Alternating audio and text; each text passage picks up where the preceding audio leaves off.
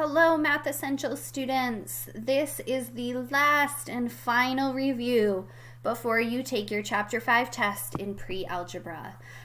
So I know I said in our last video that transformations was our last topic, and I wasn't lying. I just want you to be thinking a little bit more deeply about those transformations and whether they are classified as similarity transformations or congruence transformations, okay? So we're still on the same topic, and really you're just breaking them up into those classifications, okay? And so remember, similarity transformations, the result is the same shape, but not necessarily the same size, okay? So we're thinking about those dilations, making something bigger or smaller. Our transformations that result in an image that is the same shape and size, that means they're identical, but they might be in a different place, or they might be facing a different direction. Those are congruence transformations. And so those are really focusing on our translations, rotations, and reflections, okay? So we're gonna go through 3 quick examples where I want you identifying what was the transformation that happened, and does that mean it's similar or is it congruent? And we're going to continue to practice those congruence or similarity statements, okay? So let's go ahead and get started. Our first example, we have these 2 triangles, okay? And when you take a look at the vertices, you can see that it goes from A to A prime, all right? So red to blue. And it says identify the transformation from the original to the image and tell whether the 2 figures are similar or congruent. Okay, so we can clearly see one triangle is smaller than the other, which means that this was a dilation. All right, sorry about the crazy handwriting again. Dilation. All right, now to tell that this is a similarity transformation, we're going to write a similarity statement. All right, so we can say triangle A, B, C. And then we use the similar symbol, that single squiggle. So this says triangle ABC is similar to triangle. And then if they had different names, this is typically what we'd see, but here we see A prime, B prime, C prime. So A prime, B prime, C prime. Okay? And so we're going to do this for the next 2 examples. What type of transformation happened, and then write a similarity or congruence statement. So let's clear that and go ahead and scroll down, okay? So 2 more examples that are like this.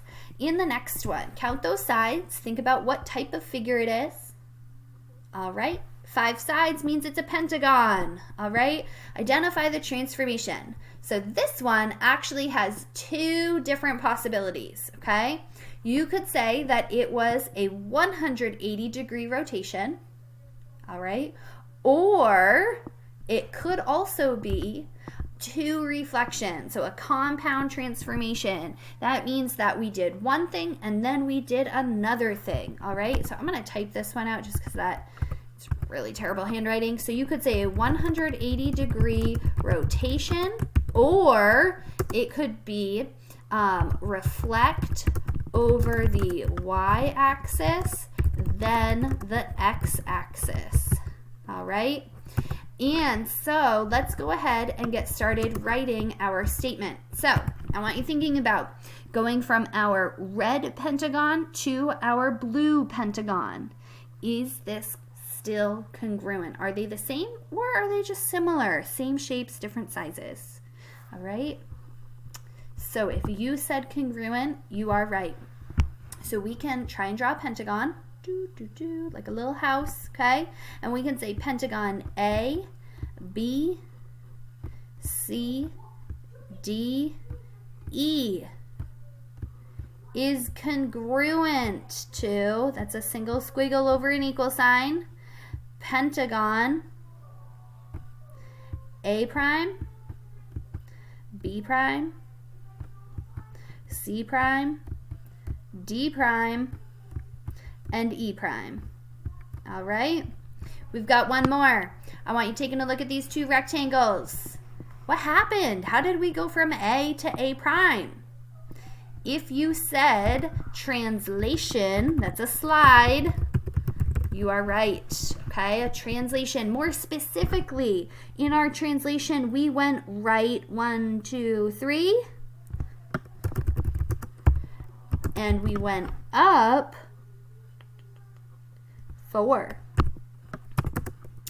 All right, so let's go ahead and write that statement.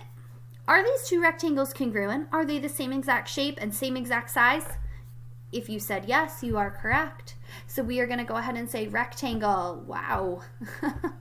A, B, C, D is congruent.